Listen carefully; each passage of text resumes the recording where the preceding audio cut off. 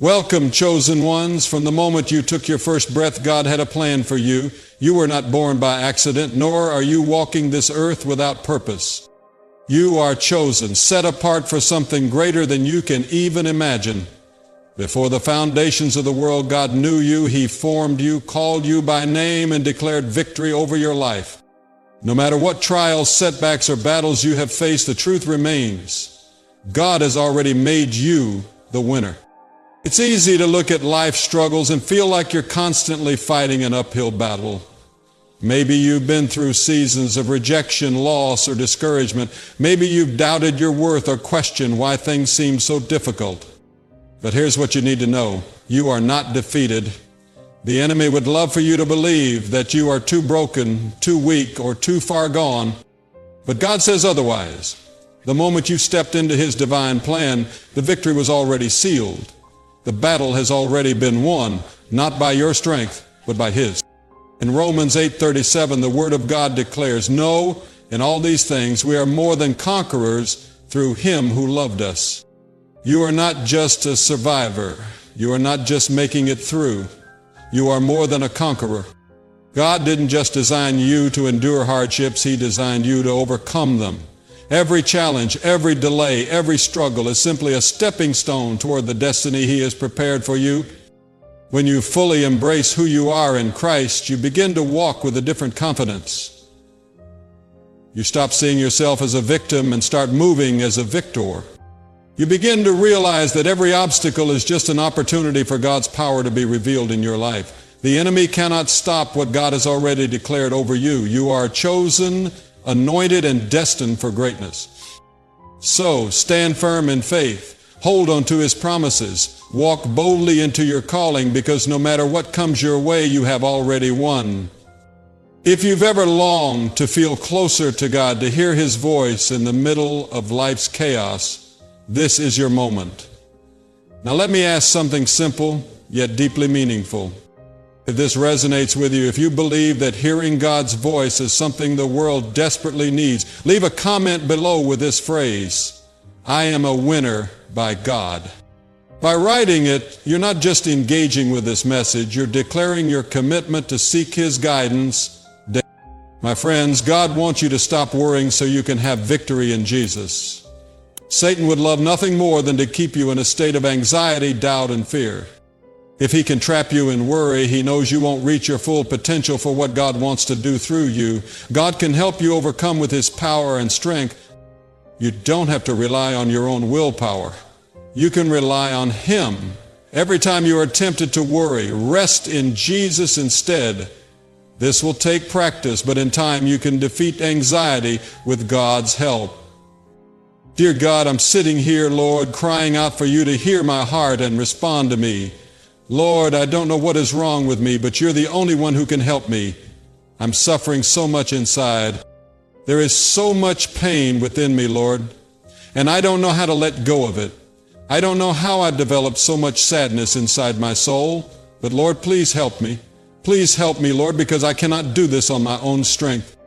I know that the only one who can save me is You, Lord, and I'm so scared to show You the darkness inside of me. But I need Your salvation. I need Your mercy, love, and grace, Lord, to make it through this moment in my life. Show me the way, Lord, or help me find it inside myself, because I cannot keep doing this. I cannot keep being a silhouette of a person. I want to feel the peace of walking alongside You. My chest feels like it is going to explode with all the emotions running inside of me. Lord, please stay by my side and show me the light. Show me the path I am supposed to walk on. Do You see my tears, Lord? I feel selfish crying before You, but You're the only one who can see my tears and love me still. You're the only one who can see my sadness and not judge me for it. You're the only one who sees the depths of my heart and still acknowledges me. Lord, please, I beg of You to help me help myself. I don't want to be like this anymore. I don't want to be miserable in my own skin. I don't want to keep crying over these same things. I want to be strong. I want to be wise. I want to love myself for who I am and not who people think I am. Lord, please help me get past this pain. It hurts so much inside. It hurts so much that I feel like I cannot breathe. I feel like I am dying inside my body. Every day a little part of me is crumbling from this world. Lord, I am so tired. I am so unbearably tired of everything and everyone. I am so tired that all I want to do is close my eyes and let sleep take over me. All I want to feel is peace, peace. But I am filled with sorrow. I don't know the definite reason for my sorrow, but I feel so dissatisfied with everything. I feel like my soul is incomplete, like something is missing in my life. Lord, you're that something. You're that something I desperately need to be my shield. Lord, hold me in the palm of your hands and shield me from the darkness that tries to take over me. Please, please hold on to me forever and let me walk alongside you until we meet in heaven. My heart is heavy with unsaid sorrows, but you know them all, see them all, and feel what I feel. As my Father in heaven, please have mercy upon my soul and guide me through this lifetime.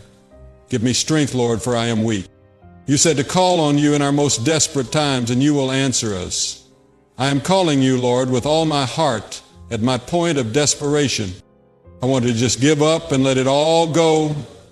Let go of my dreams, my goals, my thoughts. I just want it to stop. I want it all to stop.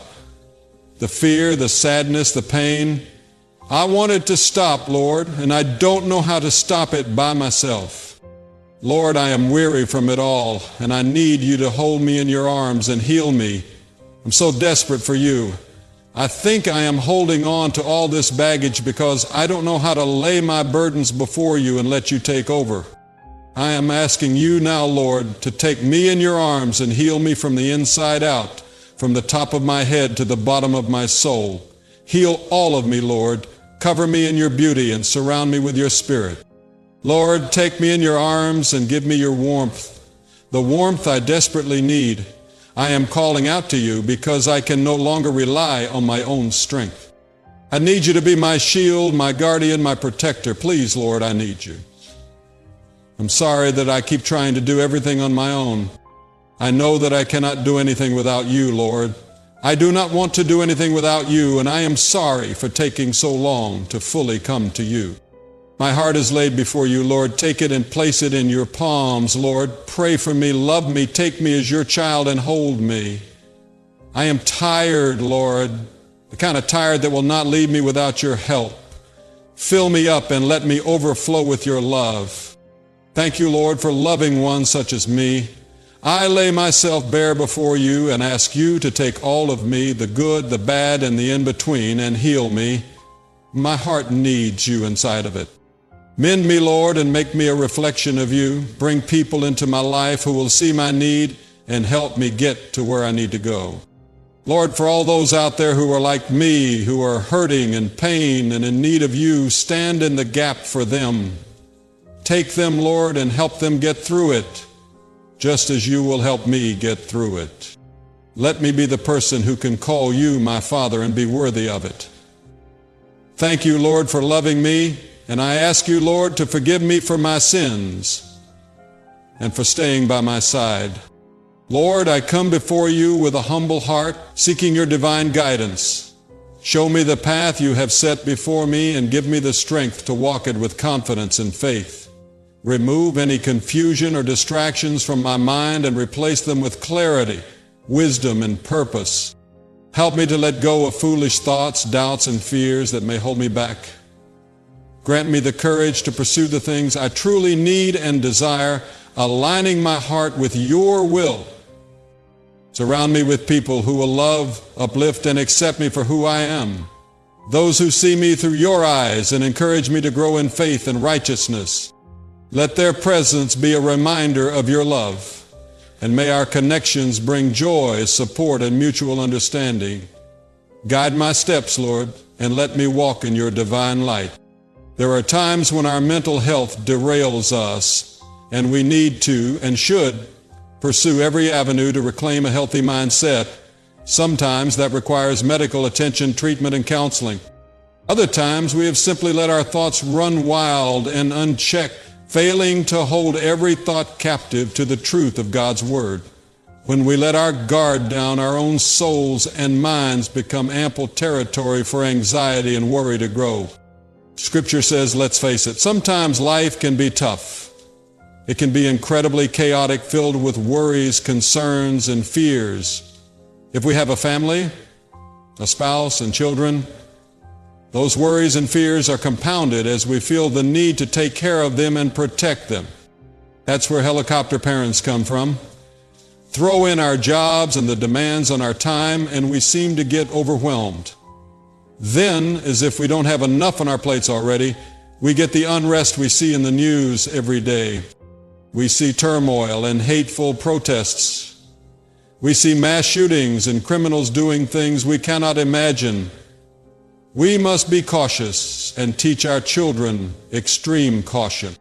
We can't trust our leaders to do the right thing, no matter who those leaders are or what political party they represent. Or illness hits. A bad diagnosis leads to an uncertain future for us or a loved one. Of course, often our worries are our own doing. We feel the pressure to buy more and better stuff to provide for our families. Maybe we simply desire more, a bigger, better house, a better car, a better phone. Or let's go on vacation somewhere. After all, we need the time off, we deserve it. But then the economy turns. Job loss, inflation hits hard. Even if we don't always acknowledge it, our level of anxiety for our future, our children's future, and the future of our children's children often takes its toll. Sometimes it gets extreme, but if we are honest, the real source of our anxiety is quite simple. It is a lack of control. When we feel a sense of mastery over our circumstances, whether real or perceived, our stress levels decrease. But the moment we sense uncertainty or unpredictability creeping in, anxiety takes hold. The two are deeply connected, working in opposition to one another. The more we grasp for control and fail to attain it, the more anxious we become. Yet true peace is not found in gaining control, but in surrendering it to God. When we acknowledge that He holds the reins and trust that His plan is greater than our own, our need for control diminishes. Faith replaces fear and trust silences turmoil. Rather than striving for control, we should seek to rest in His sovereignty, knowing that His ways are higher and His plans are always for our good. But we all know the only thing certain in this world is that nothing is certain. None of us knows what tomorrow holds, no matter how hard we try. Corrie ten Boom has been quoted as saying, "Worry does not empty tomorrow of its sorrow. It empties today of its strength." Have you ever made a decision and then immediately felt regret?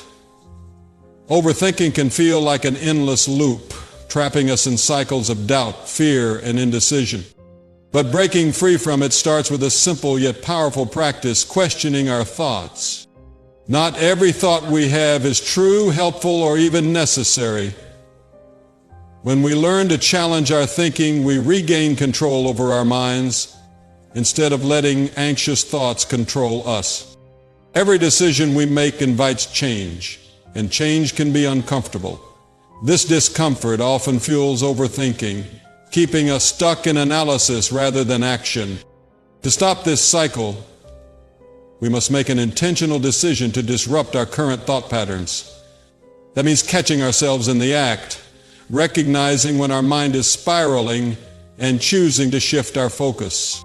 Whether through prayer, deep breathing, or simply replacing negative thoughts with truth, the key is interrupting the cycle before it takes hold.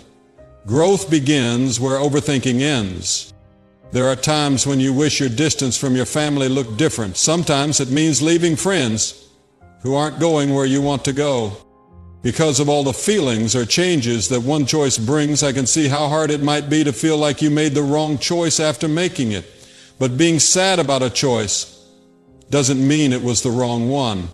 Psalm 94:19 says, "Your comforts make my soul glad when my anxious thoughts grow." A lot of the Psalms were written by people who thought too much when they were in danger, upset, scared, or hopeless.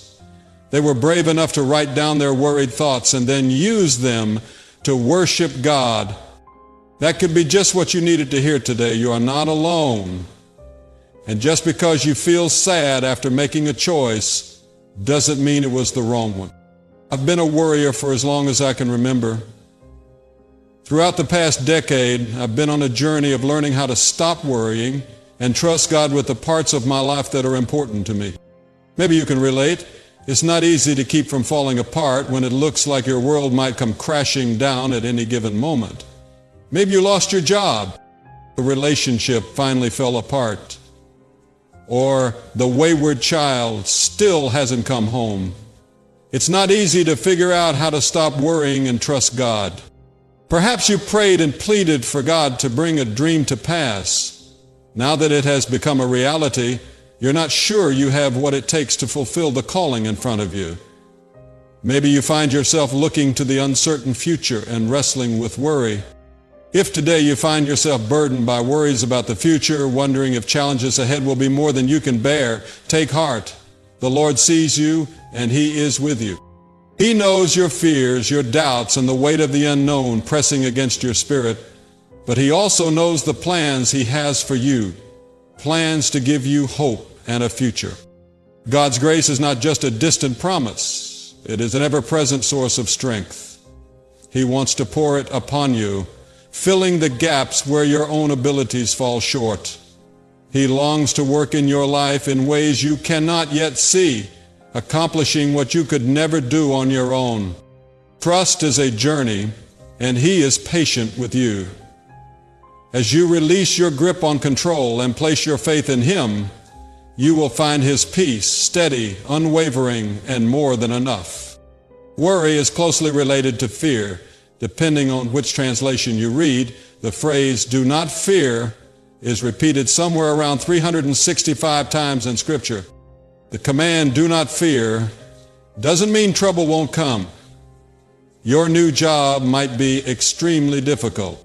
Navigating life as a single mom might be harder than you ever imagined.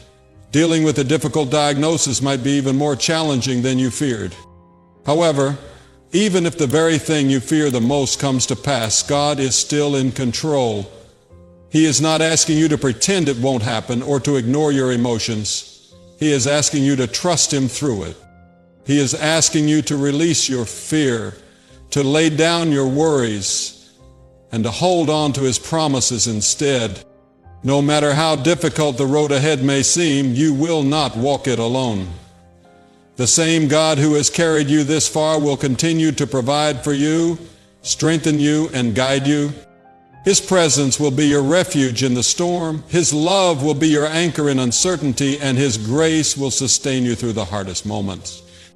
So even if the worst happens, fear does not have to consume you. Your hope is not in circumstances, but in the unshakable, unfailing faithfulness of God. God will use every fiery trial to mold your heart into the image of Christ. Ask God to help you trust Him with your worst-case scenario. Let yourself imagine the worst outcome and talk to God about it. Imagine the way you will cling to God if this outcome comes to pass. Imagine yourself on the other side of this storm, standing strong because God never left your side. Picture yourself looking back and realizing that His hand was guiding you the entire time. The fear that once felt overwhelming has lost its power because His presence has carried you through. Worry thrives in the unknown, feeding off our worst-case scenarios. But when we surrender those fears, truly placing them in God's hands, we take a powerful step toward victory. Instead of letting anxious thoughts dictate our emotions, we choose faith over fear, trust over doubt. God has never abandoned you, and He never will. His plans are greater than anything you can imagine, and His love is deeper than any worry that weighs you down. The moment you release control and trust that He is working for your good, peace will replace anxiety, and hope will lead you forward. Have you ever noticed that much of what you worry about never actually happens? If God has called you into uncharted waters, follow Him one step at a time. There are seasons when we simply cannot predict the future, 2 months, 2 years, or even more. Plan and commit to keep doing what God has called you to do today. You can follow Him for one day. You can put one foot in front of the other, brush your teeth, make breakfast, and walk through the demands of this one day. Don't get so caught up in what might happen in the future that you forfeit today's calling. Many of our worries never come to fruition. Keep giving thanks even when the future is uncertain. It's not easy to keep thanking God for His gifts during difficult times. However, gratitude is a game changer. When we fix our attention on what is pure, right, lovely, and good, God's peace follows. Neurologically, practicing gratitude opens circuits in our brains and even changes our brain matter. We can rewire our brains and become more joyful people by consistently giving thanks. Have you ever noticed that you cannot worry and give thanks at the same time? Keep your eyes on God's blessings and keep thanking Him, and you will push out the worries that threaten to consume you. We all face a very real enemy who wants to paralyze us. He wants to plant seeds of worry, cause us to doubt the goodness of God, and convince us that we cannot trust God with our uncertain futures. When these worries arise, we have the authority to defeat the enemy with his own weapon. When worries about an uncertain future arise within you, use them as a prompt to send you running to the arms of the Father. Don't get stuck in the worries. They are your prompt. Run to the Father with open arms, knowing that He is your refuge and your strength. Stand firm on His unshakable truth, the foundation that never crumbles beneath you. Lean into Him with a heart fully surrendered, trusting that He is working even when you cannot see it. Worry may try to take root in your heart, but God is greater. He doesn't ask you to fight it alone. He asks you to bring it to Him. As you draw near, He will begin a transformation within you, doing what you cannot do for yourself. His presence will fill the spaces where fear once lived, and His peace will replace the anxiety that tried to overwhelm you. The more you trust Him, the more your burdens will lighten. He is already at work pushing out the worry and making room for His perfect peace. Rest in Him. He's got you. Imagine how different your life might look if every worry became a prompt that sent you running to Jesus' open arms. You see, the world has a plan, but God already knows all the crazy ideas that go through our minds. He already knows about our fears and hears our heartbeats. He knows how worried we are. He knows about all the silly, small things we're thinking about. He also knows what will happen. Because of this, it doesn't help to think about things you can't plan, control, or change to fit your needs. That's why you need to have faith in something bigger than yourself when it comes to the future and things that haven't happened yet. It also helps you move more slowly. You worry when you think too much. You think about all the things you might have or should have done, the things you said, and whether you could have changed something or been better. You worry about what will happen and whether you are ready for it. But when you stop letting your mind wander and trust God, your heart stops worrying. You understand that being afraid of what you don't know doesn't make sense when someone is already watching over you, getting you ready for what's next, and being there for you. It's okay to think too much sometimes. You become more aware of things, you think about others, and it's fine that you want to be the best. But there are times when it's too much. You don't always look at where you are in life. Sometimes you spend your whole life looking back or forward. Sometimes your worries and thoughts get in the way of your happiness. That's when you need to learn how to let go. Do not think anymore. Trust now. You should know that your pain and struggle are there for a reason. Take comfort in the fact that you are not the first or last person to go through something hard. But don't forget that you have help in your fight. Don't try to figure out what's going on in your life. Just let it happen and see what lessons and gifts it brings you. When you don't have the answers, don't get upset. Trust that you will find them in time. Don't let your mind go around in circles or your heart beat fast with stress. Do not forget that God does not leave His children, especially when they are going through hard times. If you feel like you can't reach Him, remember that He is only a prayer away. Believe that what needs to happen will, that those who are supposed to leave will, that those who are supposed to stay will be with you. Believe that the pain you feel is useful for your growth. and that failing will make you better. Believe in the choices you make and the answers you felt deep down. Believe in God. Have faith. Trust that your heart and legs will hold you up. Don't try to plan or control things that aren't yours. Understand that you are meant to be where you are at this very moment. If you're worrying about everything, it means you're not sure that God can handle it. So friends, I'm going to change your view of things and show you the truth. Just watch this video until the end and let this powerful prayer bless you.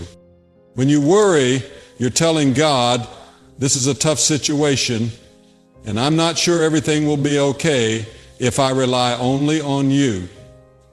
I'd rather try other solutions. So you carry all the weight while God waits for you to tell him your worries. It's not helpful to worry about problems, whether they are real or imagined. Worrying wastes your time, upsets your peace of mind, and keeps you from living in the moment while you try to control every part of your life. If you worry about your health, career, or finances instead of giving them to Christ, you'll get tired. Trust God with your worries and they will go away. This will help you live a calmer life. In 1 Peter 5:7 it says, cast all your anxiety on him because he cares for you. You have a loving Father who can carry your burdens, so why not give them to him? Prayer is a powerful way to give your worries to God. Worrying can lead to negative emotions such as anxiety, depression, and fear. It can even cause health problems from stress and sleepless nights. Satan uses worry to make you question God's power. The time you spend worrying could be used for prayer, planning, and strategic thinking. Trusting God with your problems doesn't mean you're lazy. It means finding balance by praying and acting on your faith. Be willing to learn and pay attention to what God is saying. Don't just sit there and wait. Do something about it. Take one step at a time with faith, and remember that every challenge is an opportunity for growth and a testimony of God's faithfulness. Keep your eyes fixed on him and remember, he who began a good work in you will be faithful to complete it. Philippians 1:6.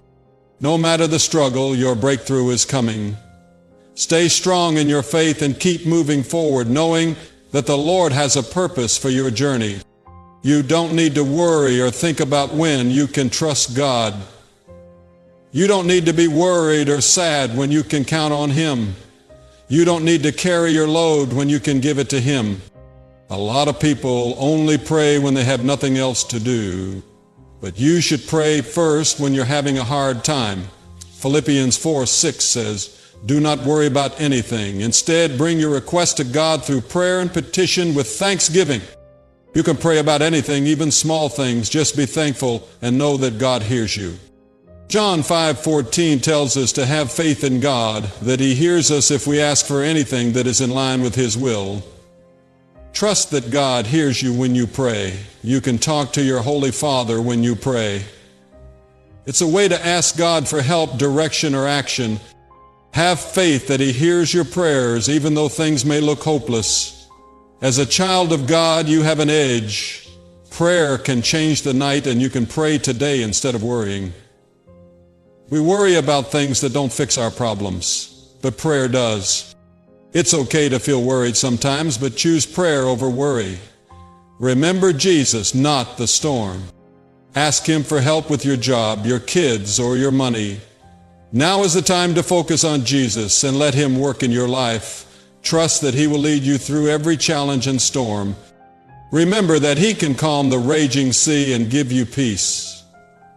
As you trust in Jesus, your worries and fears will fade. When you feel overwhelmed, think about the times God has come through for you in the past. Think about the miracles and answered prayers you've experienced. You may not have gotten answers because you didn't ask. Pray in faith and God will answer. You won't have time to worry when you pray. Prayer and resting in God will bring you peace. Instead of worrying, leave your problems with God and remember his promises. Trust in his word and don't worry. Instead of worrying, pray about everything. Worry sees that there is a problem with panic attacks, but prayer tells someone who can fix it. God is all-powerful and nothing is too hard for him. Read the Bible and learn about what God has promised for your life. It doesn't help to pray without faith, and faith comes from reading God's Word. To build a strong foundation of faith, read the Bible. It's important to pray, and stress makes things worse. Remember what God said and what He promised. If you choose prayer over fear, your life will change. You can trust that God's love and power will never change. The Bible says that the prayers of the righteous are strong. If you use the power of prayer, you'll find peace and plenty in all areas of your life. Stop worrying and trust the one who can handle anything through prayer. If you have faith and depend on God, you'll find freedom and peace that only He can give. The Bible has a verse for every problem you can think of. Read it and know God's promises. Always remember that without faith, you can't pray, and without prayer, you worry. Read the Bible carefully to learn about God's plans and directions for your life. Building a strong foundation of faith helps you pray more effectively and calmly. You can grow closer to God through His Word. Believe in His peace and let go of your worries. My friends, when you kneel before the throne of grace, God exalts you in ways you never could have imagined. Today we're going to humble ourselves, not just with our words, but with our hearts. We're going to surrender to the one who holds the blueprint for our breakthrough. So to all who can hear my voice, let's pray. Heavenly Father, mighty God, I come before you today with a heart full of gratitude, knowing that you are the author and finisher of my faith. You are the King of Kings, the Lord of Lords, and the great I Am. You have called me by name, set me apart, and declared that I am your chosen one. Before the foundations of the earth, you knew me. Before I was formed in my mother's womb, you had already established my purpose. And today, Lord, I walk in that calling with boldness, faith, and confidence, because I know that you have already made me a winner. Dear Heavenly Father, you know the problems and worries that keep me up at night, the restless thoughts and doubts that plague my soul. But I come to you now, not in despair, but with faith. I choose to cast my worries on you, because I believe that you care for me as a loving father cares for his child. Your word tells me not to worry about anything, but to pray about everything. So Lord, I bring you my worries one by one. First, I lay them all before you, worries about my family, their health, their relationships, and their future. Lord, you heal our bodies and mend our hearts. I trust that you will lovingly watch over each member of my family. Please wrap your arms around them and give them peace and health. I also give up my worries about money to you, Lord. I know that you are the ultimate provider. In a world full of doubt, help me believe that you will provide for me, so that I can wisely handle my resources and use them to bless others as you have blessed me. Father, I praise you because your word declares that I am more than a conqueror through Christ Jesus. Romans 8:37. I stand firm on this truth, knowing that no weapon formed against me shall prosper. Isaiah 54:17. Every challenge, every battle, and every obstacle in my life is already defeated because I serve the God who has won the victory. Jesus, you overcame the world, and because I am in you, I share in that victory. I am not a victim. I am victorious. I am not defeated. I am a conqueror. Lord, sometimes the enemy tries to whisper lies of doubt, fear, and discouragement. He tries to convince me that I am not good enough, that I will fail, and that my struggles will never end. But I reject every lie of the enemy right now in the name of Jesus. I choose to stand on the truth of your word, which declares that I am chosen, royal, and set apart. 1 Peter 2:9. I am fearfully and wonderfully made, Psalm 139, verse 14. I am an overcomer by the blood of the Lamb and the word of my testimony, Revelation 12:11. I am walking in divine favor, and nothing can separate me from your love, Romans 8:38-39.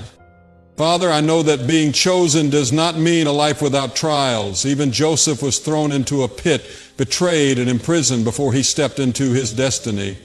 Even David faced giants before he sat on the throne.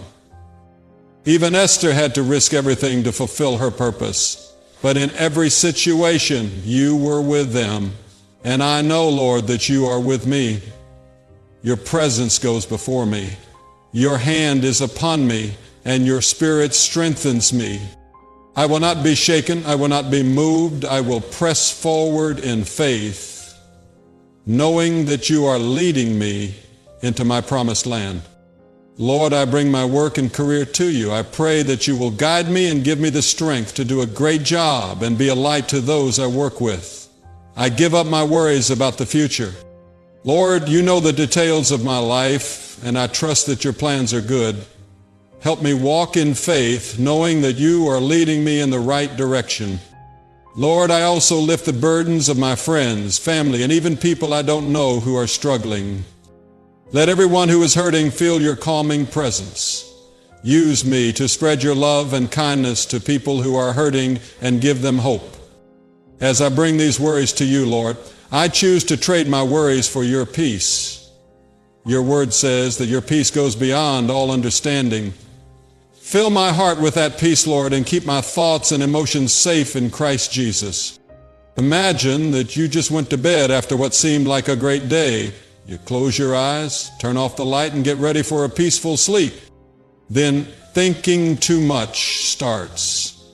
The next part is a process that many of us are very familiar with. Every day we think about everything we said and feel bad about what we didn't say. We keep going over talks in our heads, taking great pains over the tiny details and thinking of all the ways we could have been misunderstood. We think about these things and the past over and over again for hours on end until everything that seemed good at first turns into a source of stress and worry. These thoughts can take over our minds when we want to be in charge of our lives. This can leave us in a constant state of worry for days on end. It may seem impossible to break free from overthinking, but I'm here to tell you that you can stop the steady stream of thoughts if you give it your all and have God on your side. The great thing about being close to God is that we're never alone. When we're having trouble, He tells us to let go of our worries and come to Him when we're tired and stressed. Matthew 11:28 tells us not to worry about anything, but to lean on Him for strength and peace of mind. As Philippians 4:6 says, that must feel good. God, who made everything and knows the names of all the stars, loves you more than you can think and will always be there for you so that He can give you His all-encompassing peace. All He wants is for you to give up your fears and overthinking and trust that He is in charge. Lord, I declare today that my past does not define me, my struggles do not define me, my failures do not define me. You alone define me, and you have called me victorious. You have already given me the victory, and I will walk in it boldly. Every mountain in my way will be moved. Every door that has been shut will be opened, and every stronghold in my life will be broken because I serve the God of breakthrough. I thank you, Lord, for your provision. I thank you that I lack nothing because you are my shepherd, Psalm 23:01. I thank you that I have everything I need to fulfill my calling. I thank you that you have already gone before me to prepare the way. Even when I cannot see it, I trust that you are working all things together for my good. Romans 8:28. Father, give me strength to endure, faith to believe, and courage to step into the greatness you have prepared for me. I refuse to live in fear. I refuse to settle for less. I refuse to believe anything that contradicts your promises. I am walking into my destiny with my head held high, knowing that I am chosen, appointed, and anointed for such a time as this. Thank you, Lord, for making me a winner before I even stepped onto the battlefield. Thank you for writing my victory in heaven before I ever faced a challenge on earth. I trust you. I believe you. I love you, and I will walk in the fullness of your promises today and forevermore. We pray for all these things in the mighty name of Jesus. Amen.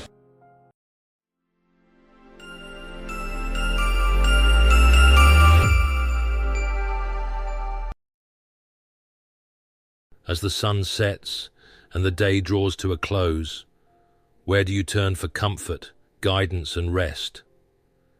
In the midst of life's challenges and uncertainties, there is one who stands ready to be your constant companion, your unfailing source of strength and peace, the Holy Spirit. He is the helper, the comforter, and the guide that Jesus promised would never leave us alone. Yet how often do we neglect this precious gift, this indwelling presence of God Himself? How many nights do we lay our heads upon our pillows, with hearts heavy with worry, minds racing with anxious thoughts, and souls aching with a sense of emptiness or longing? What if there was a way to transform your experience of sleep, to make your bedroom a sanctuary where you meet with the living God and rest in His loving presence? There is, and it begins with 4 simple yet powerful things to say to the Holy Spirit before you close your eyes each night. You may wonder, can talking to the Holy Spirit really make that much of a difference? The answer is a resounding yes. As you invite Him into your bedtime routine and learn to commune with Him in the quiet moments before sleep, you'll discover a newfound sense of peace, purpose, and intimacy with God that will carry you through even the darkest of nights. So if you're ready to experience the life-changing power of the Holy Spirit in a whole new way, read on. The words you're about to encounter have the potential to revolutionize your relationship with God and transform your nights from a time of restlessness and struggle to a sacred space of surrender, renewal, and deep, abiding rest. Thank you, Holy Spirit. The first words to whisper to the Holy Spirit as you settle into bed each night are simple yet profound. Thank you. Gratitude is a powerful spiritual practice, one that has the ability to shift our focus, uplift our hearts, and draw us into a deeper awareness of God's presence and goodness. In Psalm 100 verse 4, we're reminded to enter His gates with thanksgiving and His courts with praise. Give thanks to Him and praise His name. When we come before the Lord with a thankful heart, we're not just expressing appreciation for His blessings. We're actually inviting Him to come and dwell with us in an intimate, personal way. As you thank the Holy Spirit for His presence and work in your life, even on the hard days when gratitude feels like a struggle, you're opening the door for Him to move in powerful ways. You're inviting the angels to join you in worship and creating a sacred space for God's peace and presence to fill your room and your heart. C.S. Lewis, the beloved Christian author, understood the transformative power of gratitude. In his book, Letters to Malcolm, he wrote, "Gratitude exclaims, 'How good of God to give me this.' Manzas adoration says, 'What must be the quality of that being whose far-off and momentary coruscations are like this?' One's mind runs back up the sunbeam to the sun. When we thank the Holy Spirit, we're not just acknowledging His gifts, we're catching a glimpse of His glorious nature and character. We're tracing the blessings back to their source and marveling at the goodness of the giver. This was a truth that Sarah, a young wife and mother, discovered during a particularly challenging season of life. Overwhelmed by the demands of work, family, and ministry, Sarah found herself collapsing into bed each night, feeling exhausted, stressed, and spiritually dry. One evening, as she lay there pouring out her frustrations to God, Sarah felt a gentle nudge to start giving thanks instead. Hesitantly at first, she began to whisper prayers of gratitude to the Holy Spirit for His faithfulness, His comfort, and His constant presence in her life. As the words of thanks flowed from her lips, something remarkable happened. The weight of Sarah's burdens began to lift, replaced by a profound sense of peace and joy. She felt the tangible presence of the Holy Spirit filling her room, her heart, and her mind, pushing back the darkness and whispering words of hope and love. Night after night, as Sarah made gratitude to the Holy Spirit a regular part of her bedtime routine, she discovered a renewed sense of strength, purpose, and intimacy with God. Even on the difficult days, the simple act of giving thanks reoriented her heart and reminded her of the goodness and faithfulness of the one who never left her side. Like Sarah, you too can experience the life-changing power of bedtime gratitude. As you make it a habit to thank the Holy Spirit each night, you'll find your faith strengthened, your joy restored, and your heart more attuned to His presence and voice. So don't let another night go by without expressing your gratitude to the one who gives you life, breath, and everything you need. Let your final words before sleep be, "Thank you, Holy Spirit," and watch how He transforms even your darkest nights into moments of intimate communion and inexplicable peace. Forgive me and cleanse my heart. As you continue to commune with the Holy Spirit before drifting off to sleep, the next words to breathe into the stillness of the night are, "Forgive me and cleanse my heart." This simple yet profound prayer of confession and repentance is a doorway to experiencing the incredible freedom and peace that come from a life surrendered to God. In 1 John 1 verse 9, we find a beautiful promise. If we confess our sins, He is faithful and just and will forgive us our sins and purify us from all unrighteousness.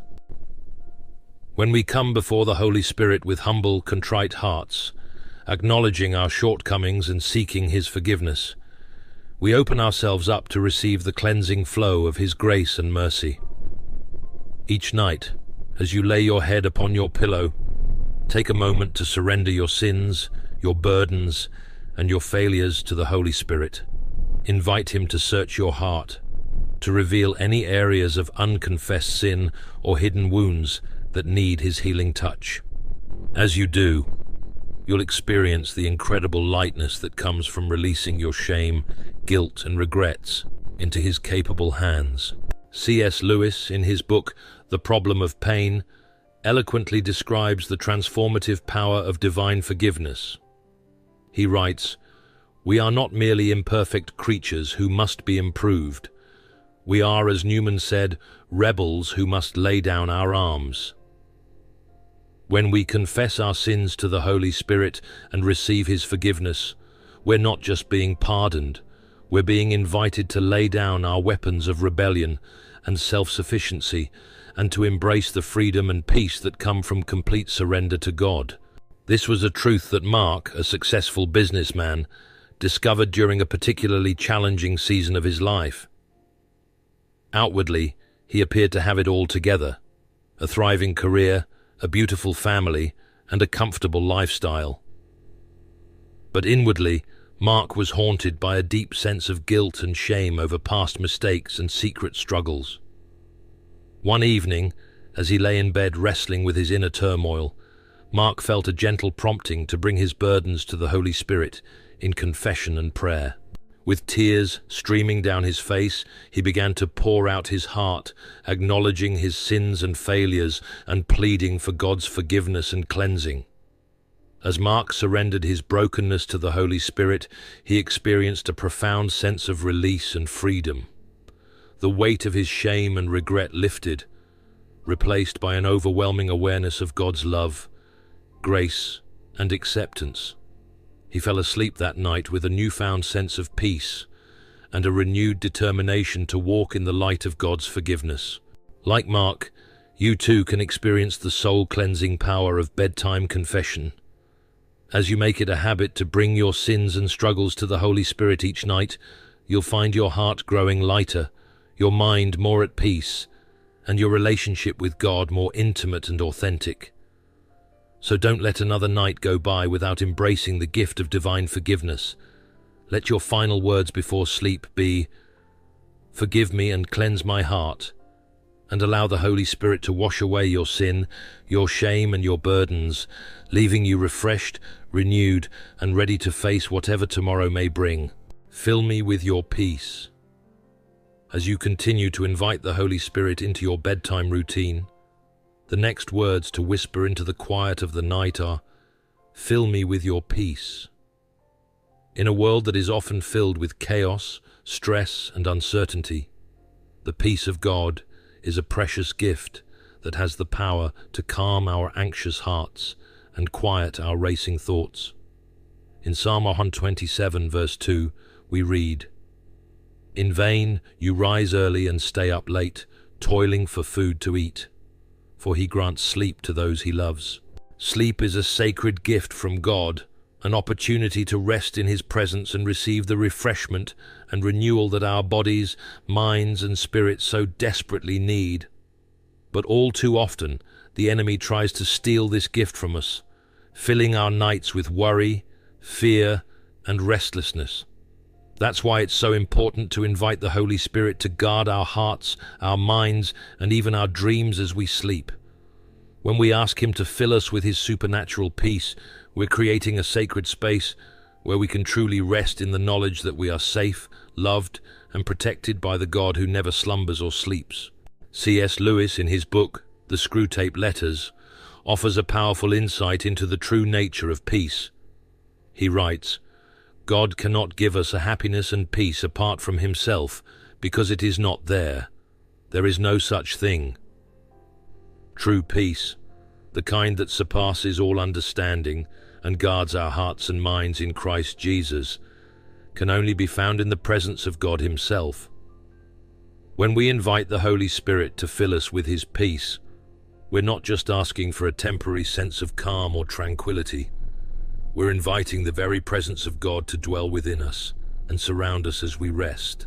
This was a truth that Emily, a young college student, discovered during a particularly stressful season of life.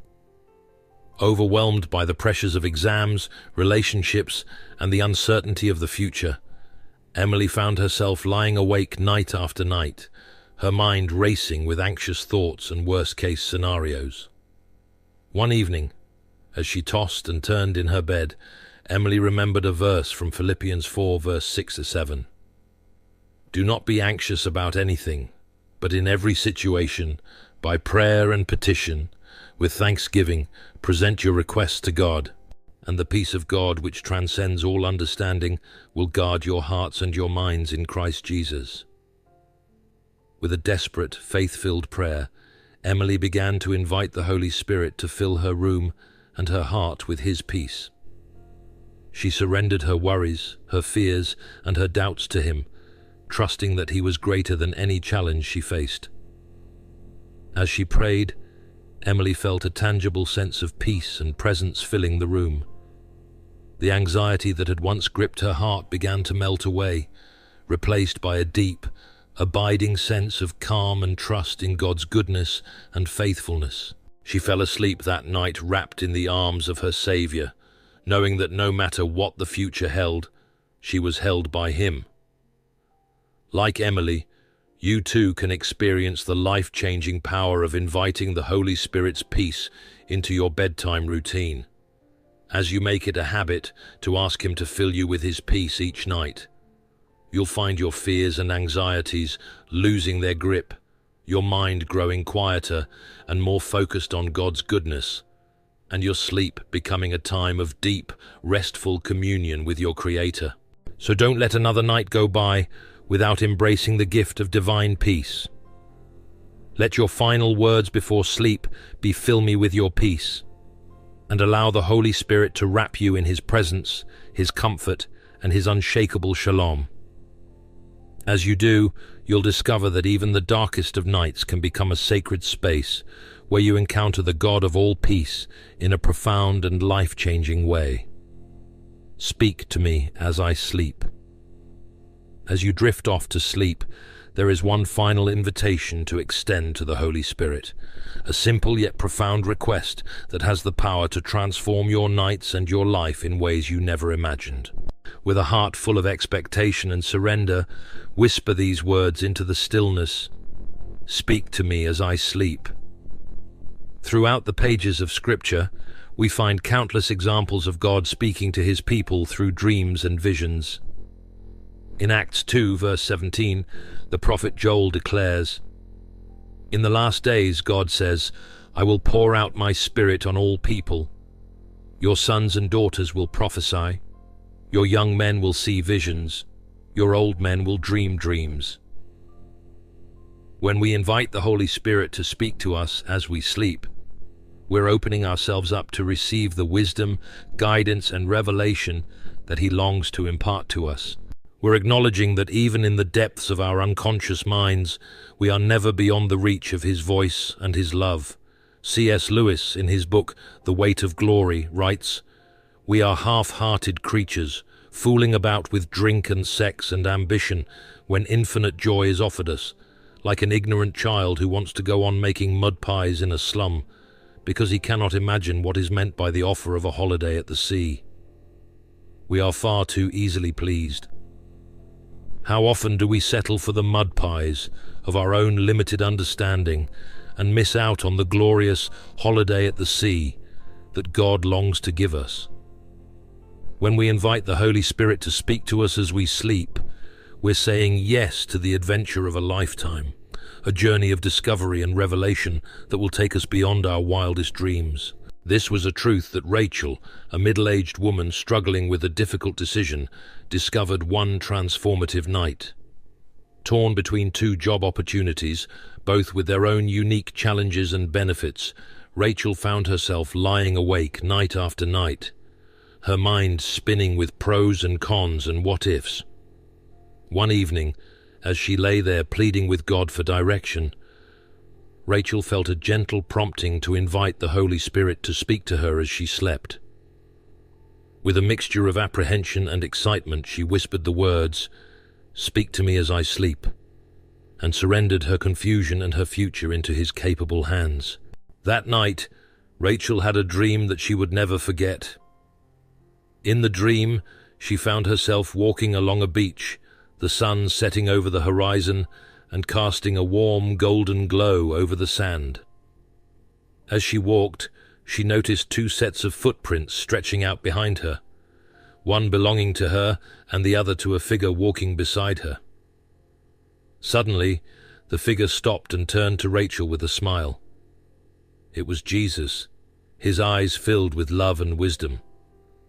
"My child," He said, "I know the decision that weighs heavy on your heart, but I want you to know that no matter which path you choose, I will be with you every step of the way." With those words, Jesus reached out and took Rachel's hand, and together they continued walking along the beach, the two sets of footprints merging into one. When Rachel awoke the next morning, she knew beyond a shadow of a doubt which job God was calling her to take.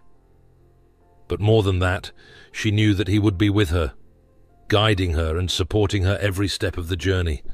Like Rachel, you too can experience the life-changing power of inviting the Holy Spirit to speak to you as you sleep. As you make it a habit to surrender your dreams and your unconscious mind to Him each night, you'll find yourself receiving divine guidance, wisdom, and encouragement that will transform your waking life in profound and unexpected ways. So don't let another night go by without embracing the gift of divine revelation. Let your final words before sleep be "Speak to me as I sleep," and allow the Holy Spirit to take you on a journey of discovery and transformation that will exceed your wildest imaginings. As you do, you'll find that even your dreams can become a sacred space where you encounter the God who speaks in the stillness and leads you into a life of purpose, passion, and unshakable faith. As we come to the end of our journey together, exploring the 4 powerful things to say to the Holy Spirit before you sleep, I hope that you've caught a glimpse of the incredible gift that is available to you each and every night. By inviting the Holy Spirit into your bedtime routine and learning to commune with Him in the quiet moments before sleep, you open yourself up to a world of transformation, revelation, and intimacy with God that will change your life forever. Let's take a moment to recap the 4 powerful prayers that we've explored together. Thank you, Holy Spirit. A prayer of gratitude that reorients our hearts and draws us into a deeper awareness of God's goodness and faithfulness. Forgive me and cleanse my heart. A prayer of confession and repentance that frees us from the burden of sin and shame and restores our relationship with God. Fill me with your peace. a prayer of surrender and trust that invites the Holy Spirit to guard our hearts and minds and fill us with His supernatural shalom. Speak to me as I sleep. A prayer of expectation and openness that acknowledges the Holy Spirit's desire to communicate with us and guide us, even in our dreams. When we make these prayers a regular part of our bedtime routine, we begin to experience a profound shift in the way we approach sleep and rest. No longer do we dread the night or struggle with racing thoughts and restless minds. Instead, we look forward to the sacred moments of communion and intimacy with the Holy Spirit that await us each evening. As we surrender our hearts, our minds, and even our unconscious thoughts to Him, we discover a newfound sense of peace, purpose, and direction that spills over into every area of our lives. We find ourselves more attuned to His voice, more sensitive to His leading, and more confident in His love and care for us. C.S. Lewis, in his book Mere Christianity, writes, "The more we let God take us over, the more truly ourselves we become, because He made us, He invented us. He invented all the different people that you and I were intended to be. It is when I turn to Christ, when I give up myself to His personality, that I first begin to have a real personality of my own." This is the beauty and the mystery of surrendering to the Holy Spirit. In giving up our own agendas, our own striving, and our own self-sufficiency, we discover the true freedom, joy, and peace that come from aligning our lives with God's perfect will and purpose for us. So if you find yourself longing for a deeper, more intimate relationship with God, if you find yourself desperate for peace, guidance, and transformation in the midst of life's challenges and uncertainties, I invite you to make these 4 powerful prayers a regular part of your bedtime routine. Start tonight, even if it feels awkward or unfamiliar at first. Whisper the words, "Thank you," "Forgive me," "Fill me," and "Speak to me" to the Holy Spirit, and then wait expectantly to see how He will move in your life. As you do, I believe that you'll discover a world of wonder, adventure, and divine intimacy that you never knew possible. You'll find that even the darkest of nights can become a sacred space where you encounter the living God and receive the strength, the wisdom, and the courage you need to face each new day with faith, hope, and unshakable trust in His unfailing love. May the words of the psalmist in Psalm 63, verse 6-8, become the cry of your heart as you learn to commune with the Holy Spirit each night. On my bed I remember you. I think of you through the watches of the night. Because you are my help, I sing in the shadow of your wings. I cling to you, your right hand upholds me. As you cling to the Holy Spirit and allow Him to uphold you, even in your sleep, may you discover the true rest, the true peace, and the true joy that can only be found in His loving presence.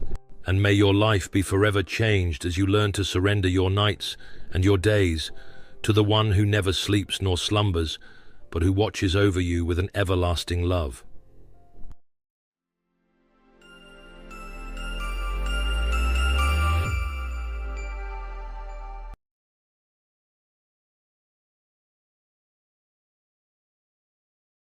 Life's trials can feel like an overwhelming weight, crushing your spirit and draining your hope. In the midst of the storm, it's easy to feel alone, abandoned, and desperate for relief. But what if I told you that these very trials, as painful as they may be, are an invitation to experience the transformative power of God's presence? You see, when we place our trials in God's hands, when we invite Him into the very heart of our struggles, something miraculous happens. Our focus shifts from the problem to the problem solver, from the pain to the healer, from the fear to the deliverer. As the psalmist declares in Psalm 46:1, God is our refuge and strength, a very present help in trouble. In the pages that follow, we'll explore why God allows trials in our lives, how to practically invite Him into these challenges, and the incredible fruits that come from trusting Him in the midst of the fire.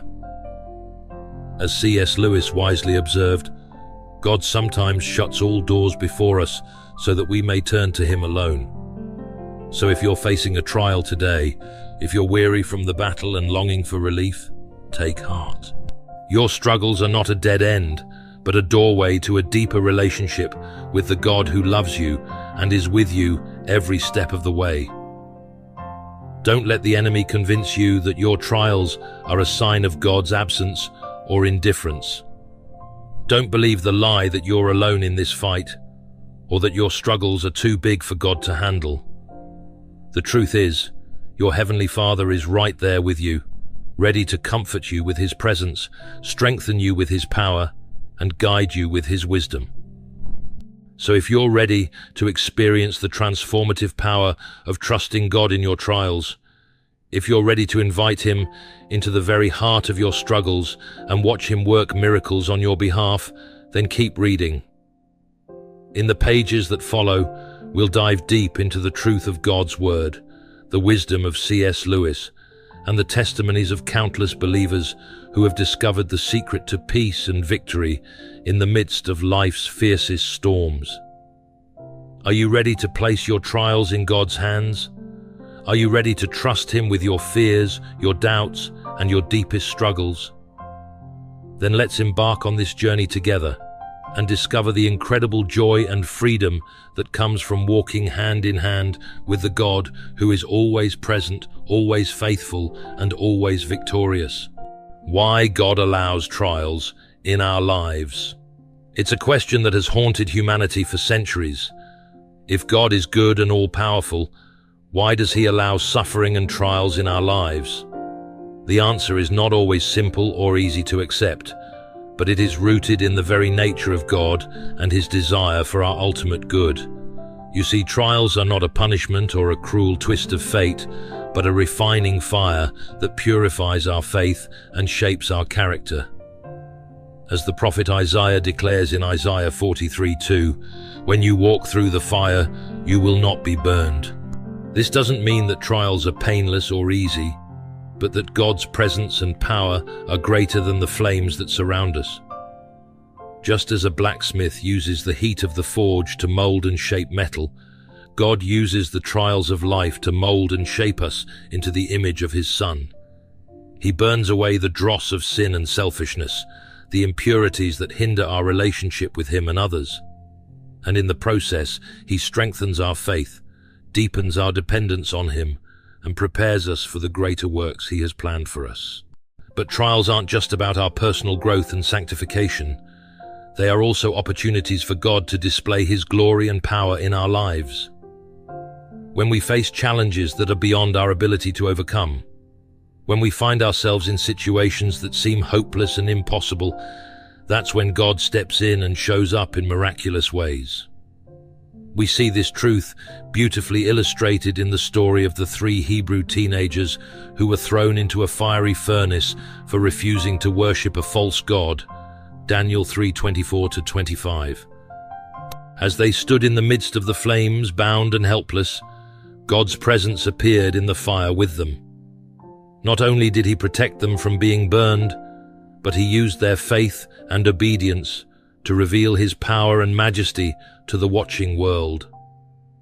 In the same way, when we trust God in the midst of our trials, when we refuse to bow down to fear or despair, He will show up in our lives in ways that will leave us and others in awe. Our struggles become a platform for His glory, a testimony to His faithfulness and power. As C.S. Lewis writes in A Grief Observed, "In our most difficult moments, God provides us with strength that reveals itself only in the presence of suffering. It is in the crucible of our trials that we discover the depths of God's love and grace, the unshakable foundation of His promises, and the invincible power of His presence." So if you're facing a trial today, don't run from it or try to escape it on your own. Instead, embrace it as an invitation to draw near to God, to lean on His strength and to watch Him work wonders in your life. Remember that He is not a distant or indifferent observer, but a loving Father who is right there with you, holding you close and whispering words of hope and comfort in your ear. Trust that every trial you face is a part of his perfect plan, a tool in his hands to shape you into the person he created you to be, and know that as you surrender your struggles to him, as you invite him into the very heart of your pain, he will meet you there with grace, with power, and with a love that will never let you go, inviting God into your trials. But how do we practically invite God into our trials? How do we move from simply enduring our struggles to experiencing his transformative presence in the midst of them? It starts with a shift in perspective, a willingness to see our trials not as obstacles to avoid, but as opportunities to draw near to God. So often, when we face difficulties and challenges, our first instinct is to pray for escape. We beg God to remove the pain, to change the circumstances, to deliver us from the trial as quickly as possible. And while there is nothing wrong with asking God for relief, if that is the sole focus of our prayers, we may miss out on the deeper work he wants to do in our hearts. Instead, what if we shifted our perspective and began to see our trials as an invitation to experience more of God's presence and power? What if, instead of solely praying for deliverance, we started praying for God to be with us in the midst of the struggle, to give us the strength and grace we need to persevere, and to use the trial to conform us more to the image of Christ? As James writes in James 1:2-4, "Consider it pure joy, my brothers and sisters, whenever you face trials of many kinds, because you know that the testing of your faith produces perseverance. Let perseverance finish its work, so that you may be mature and complete, not lacking anything." When we embrace our trials as opportunities for growth and transformation, when we invite God into the process and trust him to use it for our good and his glory, we open ourselves up to a whole new level of joy, peace, and purpose. So how do we practically invite God into our trials? Here are a few steps to get you started. First, pray specifically and honestly about what you're going through.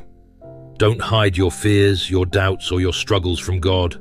He already knows what you're facing, and he wants you to bring it all to him in raw, authentic prayer. Say something like, "God, I'm feeling overwhelmed and afraid right now. I don't know how I'm going to get through this trial, but I know that you are with me. Please give me the strength and grace I need to persevere, and help me to trust in your goodness and faithfulness even when I can't see the way forward." Second, make worship a priority, even in the midst of your pain. When we focus on God's greatness, his power, and his love, it puts our trials in perspective and reminds us that he is bigger than any challenge we face. Just like Paul and Silas, who sang hymns of praise while imprisoned in Acts 16:25, we can choose to worship God in the midst of our struggles, trusting that he is worthy of our praise no matter what we're going through. Third, saturate yourself with Scripture and cling to God's promises. The Bible is full of encouragement and hope for those who are facing trials, and meditating on these truths can be a lifeline when you feel like you're drowning in despair. Verses like Isaiah 41:10, which says, "So do not fear, for I am with you. Do not be dismayed, for I am your God. I will strengthen you and help you. I will uphold you with my righteous right hand," can remind you of God's constant presence and unshakable support, no matter what you're facing. As C.S. Lewis writes in Mere Christianity, "If you want joy, peace, and power, you must get close to, or even into, the thing that has them." When we draw near to God in the midst of our trials, when we invite him into the very heart of our struggles and trust him to meet us there, we experience a depth of joy, peace, and power that we never could have imagined, ever. So if you're facing a trial today, don't try to go it alone. Don't settle for simply surviving when God wants to give you the grace to thrive. Invite him into your struggles. Trust him to use them for your good and his glory, and watch as he transforms your pain into a platform for his praise. The fruits of trusting God in difficulties. When we choose to trust God in the midst of our trials, when we invite him into our struggles and lean on his strength, we open ourselves up to incredible blessings and transformative growth. The fruits of this kind of faith are not always immediate or easily seen, but they are real, powerful, and eternal. One of the most profound fruits of trusting God in difficulties is a deep, unshakable peace that surpasses all understanding. As Paul writes in Philippians 4:6-7, "Do not be anxious about anything, but in every situation, by prayer and petition, with thanksgiving, present your requests to God. And the peace of God, which transcends all understanding, will guard your hearts and your minds in Christ Jesus." When we bring our trials to God in prayer, when we choose to trust Him and give thanks even in the midst of our pain, He promises to fill us with a peace that the world cannot give or take away. This kind of peace is not a denial of our struggles or a superficial happy face that we put on for the world to see. Rather, it is a deep, abiding sense of God's presence and goodness, a confidence that He is in control and that He is working all things together for our ultimate good. It is a peace that allows us to face even the most daunting challenges with courage, hope, and trust. I think of the story of a corporate executive who was facing incredible pressure and stress at work. She was constantly worried about meeting deadlines, pleasing her boss, and keeping up with the demands of her job. But when she made the decision to surrender her workplace challenges to God, to invite Him into her daily struggles, and trust Him to guide her steps, something remarkable happened. She began to experience a sense of peace and clarity that she had never known before, a confidence that God was with her and that He would give her the wisdom and strength she needed to succeed. Another fruit of trusting God in difficulties is spiritual growth and perseverance. As Paul writes in Romans 5:3-4, "Not only so, but we also glory in our sufferings, because we know that suffering produces perseverance, perseverance character, and character hope." When we lean into our trials instead of running from them, when we allow God to use them to refine our faith and shape our character, we emerge stronger, wiser, and more like Christ. This kind of growth is not always easy or comfortable. It often involves letting go of our own plans and desires, surrendering our will to God's, and trusting Him to lead us down paths we never would have chosen for ourselves. But as we persevere through the pain, as we cling to God's promises and trust in His goodness, we find that He is faithful to complete the good work He has begun in us. Philippians 1:6. Finally, trusting God in difficulties can lead to miraculous outcomes and blessings beyond our wildest dreams. We see this truth beautifully illustrated in the life of Joseph, who faced incredible trials and betrayals, but never lost his faith in God's plan for his life. As he declared to his brothers in Genesis 50:20, "You intended to harm me, but God intended it for good to accomplish what is now being done, the saving of many lives." Joseph's unwavering trust in God, even in the face of unimaginable suffering, positioned him to be used in powerful ways to bless others and advance God's kingdom. In the same way, when we choose to trust God in the midst of our trials, when we surrender our struggles to Him and invite Him to use them for His glory, we open ourselves up to incredible opportunities for growth, impact, and blessing. We may not always see the fruits of our faith immediately, but we can trust that God is at work behind the scenes, weaving even our darkest moments into a beautiful tapestry of redemption and grace, overcoming doubt and fear during trials. Of course, trusting God in the midst of trials is easier said than done. Even the most faithful believers can struggle with doubt and fear when faced with overwhelming challenges and unanswered prayers. The enemy whispers lies in our ears, telling us that God has abandoned us, that our faith is futile, and that we are alone in our pain. But the truth is, these doubts and fears are not a sign of weakness or lack of faith. They are a natural part of the human experience, a reflection of our frailty and dependence on God. Even Jesus, in His darkest hour on the cross, cried out, my God, why have you forsaken me?" Matthew 27:46. His words echo the painful reality of feeling abandoned by God in the midst of suffering.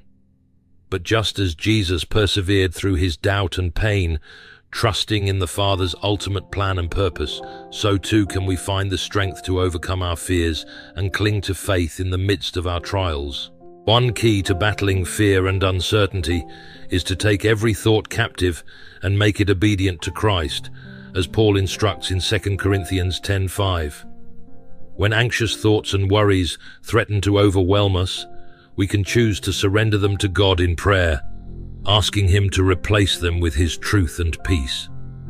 This is the heart of Paul's encouragement in Philippians 4:6-7, where he writes, "Do not be anxious about anything, but in every situation, by prayer and petition, with thanksgiving, present your requests to God, and the peace of God, which transcends all understanding, will guard your hearts and your minds in Christ Jesus." When we bring our fears and doubts to God, when we choose to trust Him and give thanks even in the midst of our struggles, He promises to fill us with a peace that surpasses all understanding. Another common struggle in the midst of trials is the pain of unanswered prayers. When we cry out to God for relief, for healing, for provision, and the heavens seem silent, it can be easy to lose heart and question His goodness and faithfulness. But just as the disciples in the storm had to trust in Jesus' presence and power, even when He seemed to be sleeping, Mark 4:38, we too must choose to cling to faith even when God seems silent or distant. In those moments, we can find encouragement in the words of C.S. Lewis, who wrote in Surprised by Joy, "What matters is not that all things happen according to our plans, but that we are confident God is in control." Our prayers may not always be answered in the way or timing we desire, but we can trust that God is at work, that He hears our cries, and that He will never leave us or forsake us. Ultimately, the key to overcoming doubt and fear in the midst of trials is to keep our eyes fixed on Jesus, the author and perfectionist of our faith. Hebrews 12:2. When we focus on His love, His sacrifice, and His victory over sin and death, we find the courage and strength we need to persevere through even the darkest of nights.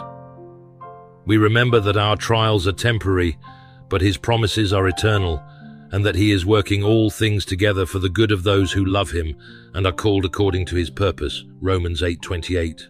So if you find yourself battling doubt and fear in the midst of your trials, know that you are not alone. Know that your struggles are not a sign of weakness or failure, but an opportunity to lean into God's grace and strength. Bring your fears to Him in prayer, trust in His goodness and faithfulness, and fix your eyes on the hope and victory that are yours in Christ. He will meet you in your pain, sustain you in your weakness, and lead you into the fullness of His joy and peace. Trusting God's timing and purpose. As we navigate the trials of life, one of the most challenging aspects can be trusting in God's timing and purpose. When we're in the midst of pain and suffering, it can be easy to question why God is allowing us to go through such difficulties, and to wonder if He really has our best interests at heart. But the truth is, God's timing is always perfect, and His purposes are always good, even when we can't see or understand them in the moment. The Bible reminds us in Ecclesiastes 3:1, there is a time for everything and a season for every activity under the heavens. This means that every trial we face, every season of suffering we endure, is not random or meaningless, but part of God's greater plan and purpose for our lives. He is using even the darkest and most difficult moments to shape us, refine us, and prepare us for the incredible future He has in store. But trusting in God's timing requires a surrender of our own plans and expectations. It means letting go of our desire for immediate relief or resolution, and instead focusing on our spiritual response to the trial. Rather than frantically searching for a way out of the pain, we are called to lean into God's presence and trust that He is at work, even when we can't see or feel it. This kind of surrender is beautifully modeled in the life of Jesus, who faced the ultimate trial and suffering on the cross. In the Garden of Gethsemane, as he wrestled with the weight of what was to come, Jesus prayed, "Father, if you are willing, take this cup from me. Yet not my will, but yours be done."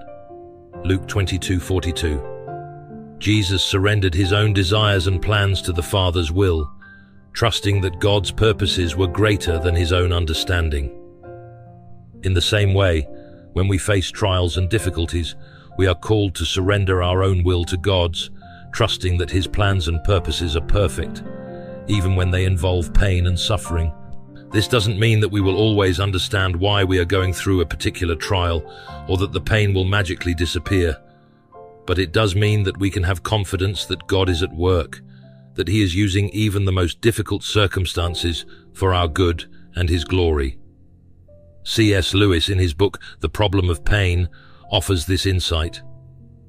We are, not metaphorically, but in very truth, a divine work of art, something that God is making, and therefore something with which he will not be satisfied until it has a certain character. Here again, we come up against what I have called the intolerable compliment. Over a sketch made idly to amuse a child, an artist may not take much trouble. He may be content to let it go, even though it is not exactly as he meant it to be. But over the great picture of his life, the work which he loves, though in a different fashion, as intensely as a man loves a woman or a mother a child, he will take endless trouble, and would doubtless thereby give endless trouble to the picture if it were sentient. One can imagine a sentient picture after being rubbed and scraped and recommenced for the 10th time, wishing that it were only a thumbnail sketch whose making was over in a minute. In the same way, it is natural for us to wish that God had designed for us a less glorious and less arduous destiny, but then we are wishing not for more love but for less. In other words, the trials and difficulties we face are not a sign of God's indifference or lack of love, but rather a reflection of his deep desire to make us into the masterpiece he has envisioned. He is the ultimate artist, and we are his canvas, being shaped and molded through every stroke of pain and every season of suffering. It is a high and holy calling, one that requires great trust and surrender on our part, but one that leads to a beauty and a glory beyond our wildest imaginings. So how do we practically trust in God's timing and purpose in the midst of trials? One key is to focus on our spiritual response rather than our immediate circumstances. Instead of constantly searching for a way out of the pain, we can ask God to use the trial to deepen our faith, to reveal his character and goodness to us in new ways, and to conform us more to the image of Christ. We can also find encouragement in the stories of those who have gone before us, who have faced incredible trials and difficulties and yet remained faithful to God. The Bible is full of such stories, from Joseph's years of slavery and imprisonment to David's seasons of exile and persecution. In each case, these men trusted in God's timing and purpose, even when their circumstances seemed hopeless and their prayers seemed unanswered. And in the end, God used their trials to bring about incredible blessing and redemption, not just for themselves, but for countless others. Another practical step is to surround ourselves with a community of believers who can encourage us, pray for us, and remind us of God's goodness and faithfulness. When we are in the midst of a trial, it can be easy to lose perspective and to feel alone in our struggles. But when we have brothers and sisters in Christ who are walking alongside us, who are speaking truth into our lives and lifting us up in prayer, we are reminded that we are not alone, and that God is at work, even in the darkest of times. Ultimately, trusting in God's timing and purpose requires a daily surrender of our own plans and desires, a continual choice to lean into his presence and to trust in his goodness. It is not a one-time decision, but a lifelong journey of faith and obedience. But as we walk this path, as we trust in God's perfect plan and timing, we find that he is faithful to lead us, to strengthen us, and to use even the most difficult trials for our ultimate good and His ultimate glory. Trust God to lead you through the fire. As we come to the end of our exploration of trusting God in the midst of trials, I want to leave you with a final encouragement and challenge. No matter what you are facing today, no matter how deep the pain or how dark the night, know that you are not alone, and that your trials are not the end of your story. Your Heavenly Father sees you, loves you, and is with you in the midst of the fire. He is not a distant or indifferent observer, but a loving and compassionate Savior who enters into your pain and carries you through the flames. He is the fourth man in the furnace, the one who walks with you through the valley of the shadow of death, and the one who will never leave you or forsake you. So as you face the trials and difficulties of life, I urge you to place your trust in the God who is always faithful, always good, and always victorious.